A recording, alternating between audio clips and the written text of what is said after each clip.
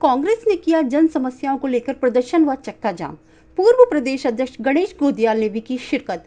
थराली विधानसभा के कांग्रेस कार्यकर्ताओं ने आज नारायणबगड़ में एकत्रित होकर विभिन्न जन समस्याओं को लेकर बाजार में रैली निकालकर प्रदर्शन किया। इसके बाद कांग्रेस कार्यकर्ता जर्जर स्थिति में चल रहा नारायणबगड़ परखाल चोपता मोटर पुल को दुरुस्त करने की मांग पर चक्का जाम करके बैठ गए। कांग्रेस कार्यकर्ताओं ने अपने प्रदर्शन के माध्यम से नारायणबगड़ में प्राथमिक स्वास्थ्य केंद्र का उच्चीकरण किए जाने, महाविद्यालय में विज्ञान संकाय शुरू करने, नारायणबगड़ परखाल मोटर पुल की मरम्मत करने, तहसील में खाली चल रही तहसीलदार के पद पर नियुक्ति, खांकर खेत कोनपुर गढ़ी को पर्यटन सर्किट घोषित करने की मांग पर जोरदार आंदोलन कर आवाज उठाई। इसी दौरान कांग्रेस के पूर्व प्रदेश अध्यक्ष गणेश गोदियाल और जिला अध्यक्ष मुकेश नेगी ने भी धरना स्थल पर पहुंचे, जहां कांग्रेस कार्यकर्ताओं ने अपने नेताओं का स्वागत किया।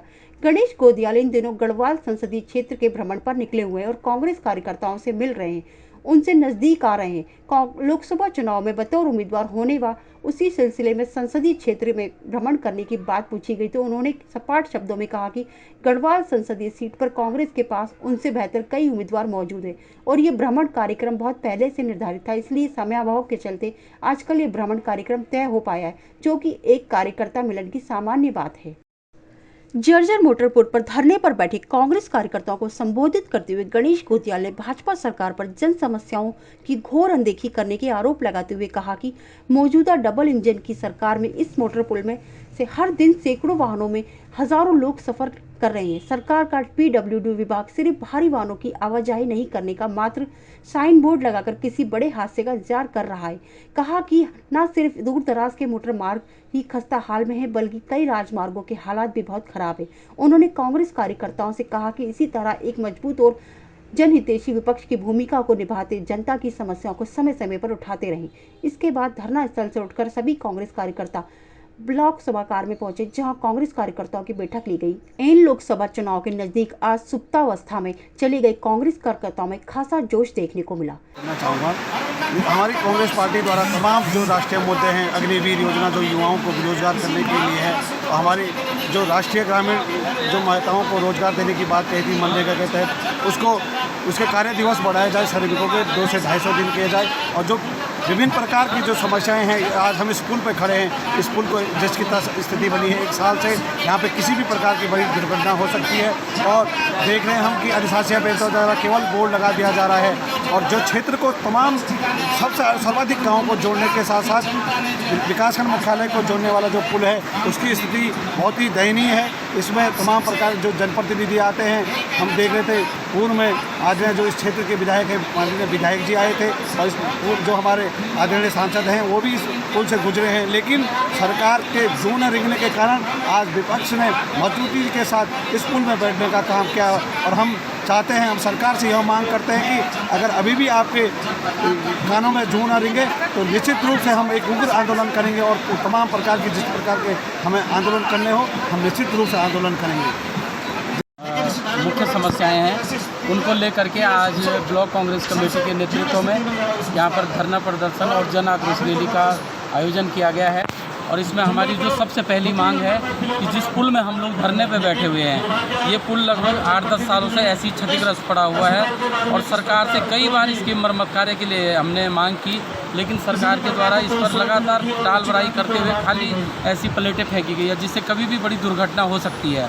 दूसरी मांग हम लोगों की जो यहाँ पर प्राथमिक चिकित्सालय है, हॉस्पिटल है, उसमें जो है तो न तो एक्सरे की व्यवस्था है, न वहाँ पर अल्ट्रासाउंड है, कई प्रकार के जो आधुनिक उपकरण हैं उनका भी अभाव है और हमने कई बार इससे पहले इसके लिए भी मांग की थी कि इसका भी उच्चीकरण किया जाए और अगर सरकार उच्चीकरण नहीं कर सकती है तो कम से कम जो है तो यहाँ पे एक्सरे मशीन और अल्ट्रासाउंड की मशीन लगाई जाए ताकि हमारी जो माताएं बहनें हैं जो दूर दराज से यहाँ पे इलाज के लिए आते हैं उनको उनकी सुविधा प्रदान हो सके।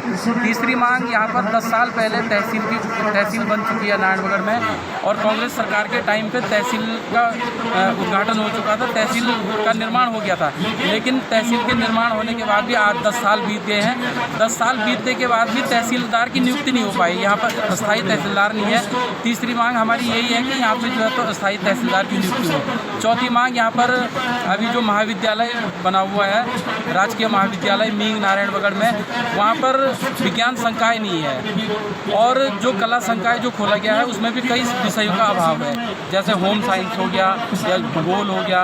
कई विषय ऐसे हैं कि बच्चा पढ़ना चाहता है लेकिन वहाँ पे वो विषय उपलब्ध नहीं हो पा रहे हैं। और विज्ञान संकाय तो है ही नहीं। तो हमारी ये मांग है सरकार से कि विज्ञान संकाय खोला जाए ताकि बच्चों को यहाँ से जो है तो गोपेश्वर और श्रीनगर ना जाना पड़े, यहीं पे उनको वो सुविधा मिल जाए। और इन्हीं मांगों को लेकर के आज हमारे साथ कांग्रेस कार्यकर्ताओं के साथ साथ सभी गांव क्षेत्रों से लोग यहाँ पे आए हैं और सबकी यही मांगे हैं। यदि ये मांगे पूरी नहीं होती है तो इसके बाद ये आंदोलन फिर आगे बढ़ाया जाए। हमने इस कार्यक्रम के लिए हमने 2 दिन पहले तहसीलदार को अल्टीमेटम दे दिया था कि हम यहाँ पे धरना प्रदर्शन करेंगे और अपना मांग पत्र सौंपेंगे। और मुझे लग रहा है कि यहाँ पे प्रशासन के लोग जब आएंगे तो उनको हम अपना मांग पत्र देंगे। पहले मैं आप सबका बहुत बहुत धन्यवाद करता हूँ। आज ब्लॉक कांग्रेस कमेटी के माध्यम से आज इस पुल के ऊपर सांकेतिक धरना और चक्का जाम किया गया। ये विगत जो पुल में जिसमें हम खड़े हैं विगत 2 वर्षों से क्षतिग्रस्त बना हुआ है। कई बार हमने संबंधित विभाग से लेकर के विधायक से लेकर के जिलाधिकारी को और सरकार को पत्र के माध्यम से कई बार अवगत करा दिया है कि आप इस पुल का तत्काल निर्माण करें, क्योंकि ये जो पुल है हमारा, ये कड़ाकोट पट्टी के दर्जनों गांवों को जोड़ने वाला पुल है। इस पुल के माध्यम से आज जो क्षेत्र में बड़े वाहन हैं, लोगों के बड़ी गाड़ियां हैं, डंपर ट्रक नहीं गुजर पा रहे हैं, जिससे क्षेत्र में लोगों को काफ़ी भारी सामान में काफ़ी भारी महंगा बैठ रहा है। और इसी के साथ साथ जो हमारे इस नारायणबगड़ 79 ग्राम सभाओं का हमारे ब्लॉक है, इस क्षेत्र के में हमारा एकमात्र हॉस्पिटल है जो प्राथमिक स्वास्थ्य केंद्र नारायणबगड़ है, उसका अभी तक उच्चीकरण नहीं किया गया है। ये सरकार आज दूसरी बार सत्ता में बैठ गई है। शुरू से इनकी जो मांग थी, सर्वप्रथम घोषणा पत्र था तो उसमें नारायणबगड़ हॉस्पिटल का उच्चीकरण था। लोगों ने उसके देखते हुए इनको वोट दिया, लेकिन आज ये जैसे सत्ता पे विराजमान हुए ये उसको भूल गए हैं। आज हमारे लोग, हमारी जो गांव की महिलाएं हैं, दूर जंगलों में जाती हैं, गिर के जब घायल हो जाती हैं, इस हॉस्पिटल में आता तो यहाँ से मात्र रेफर किया जाता है। हमारी कई माता बहनों ने देहरादून पहुँचते हुए ऋषिकेश जाते जाते रास्ते में दम तोड़ा है। क्षेत्र की मांग है कि तत्काल इस हॉस्पिटल का उच्चीकरण किया जाए और साथ ही साथ जो बरसात के टाइम पे इस हॉस्पिटल के पीछे जो बरसाती नाला आता है उससे इस हॉस्पिटल को खतरा बना हुआ है, अभी तक भी इसकी सुचारू व्यवस्था नहीं की गई है। साथ ही साथ जो हमारे यहाँ पे महाविद्यालय है, उस महाविद्यालय में पीजी की कक्षाएं शुरू हो। हमारे बच्चे यहाँ पे अभी मात्र बीए की कक्षाएं संचालित हो रही हैं। हमारे क्षेत्र के बच्चे विज्ञान भी पढ़ना चाहते हैं, लेकिन ये भाजपा की सरकार है जो बच्चों के साथ भी छलावा कर रही है, बच्चों का भविष्य खत्म कर रही है। हमने इनसे शुरू ही कहा था कि हमारे यहाँ पे बीए के साथ साथ बीएससी की क्लासें भी शुरू हो। विभिन्न मांगों को लेकर कांग्रेस कमेटी नारायणबगड़ ने जो यहाँ पर धरना प्रदर्शन का आयोजन किया, इसमें आम लोगों का बहुत सहयोग है। इसमें आम लोगों ने शिरकत की और सरकार को ये दिखाया कि जो मांगें जनप्रतिनिधियों को स्वतः संज्ञान के आधार पर कर देनी चाहिए, वो इतना समय बीत जाने के बाद भी लोगों की मांगों के बावजूद नहीं कर रहे हैं। कितने प्रतिवेदन दे दिए गए, कितने बार उन नेताओं को आगाह किया गया, लेकिन उसके बावजूद सरकार के कानों पर कुछ असर नहीं पड़ रहा। इसलिए सरकार जग सके, सोई हुई सरकार जगे, सोए हुए जनप्रतिनिधि जगें। इसलिए आज कांग्रेस के कार्यकर्ताओं ने यहाँ पर ये प्रदर्शन किया, जिसमें मैं शरीक हुआ। इन लोगों ने मुझे आमंत्रित किया, मैं इनका धन्यवाद इन्हें कहना चाहता हूँ कि मुझे भी इस मौके पर आने का वक्त मिला, समय मिला और इनके संघर्ष में हम हमेशा सहभागी रहेंगे, कंधे से कंधा मिलाकर इस संघर्ष को आगे बढ़ाएंगे। आप ये भी जानना चाहेंगे? ऐसा नहीं है, ये कर्णप्रयाग में और नारायणबगड़ में इन कार्यक्रमों में मेरा आना पहले से प्रस्तावित था, तो मैंने पहले हाँ कहा था, इसलिए मैं इसमें आया हूँ। इसके पीछे ऐसा कोई मकसद नहीं है कि मैं लोकसभा का दावेदार हूँ। मैंने आज भी पार्टी से ये कहा है कि मुझसे बेहतर कैंडिडेट पार्टी में पहले से हैं, पिछली बार भी लड़े, अभी भी लड़ेंगे, मुझसे बेहतर हैं। मैं पार्टी के पक्ष में मेहनत कर रहा हूँ। मैं अपने इस मकसद से नहीं कर रहा हूँ कि मैं कोई चुनाव लड़ूंगा। मैं पार्टी के लिए मेहनत कर रहा हूँ, लोगों की आवाज़ को उठा रहा हूँ। ये लोकतंत्र में हमारा कर्तव्य है, हम विपक्ष में हैं और विपक्ष में होने के नाते ऐसी मुद्दों पर जो जनता के हित के लिए उठाए गए हों उनका साथ देना हमारा कर्तव्य है। मैं चुपचाप उस कर्तव्य का निर्वहन कर रहा हूँ, इससे इतर कुछ भी नहीं। फाइनल कमेटी का मामला है, हो सकता है वो कुछ असमंजस में हो। उन्होंने 3 सीटों पर प्रत्याशी तय कर लिए हैं। हमारी पार्टी में आज स्क्रीनिंग की बैठक है, कल सीसी की बैठक है। हो सकता है कि आज और कल में कोई निर्णय आ जाए। लेकिन ये पार्टियों का अंदरूनी मामला है। सभी पार्टियां अपने हित में, अपने जो उन्हें अच्छा लगता है उसके अनुसार निर्णय लेते हैं।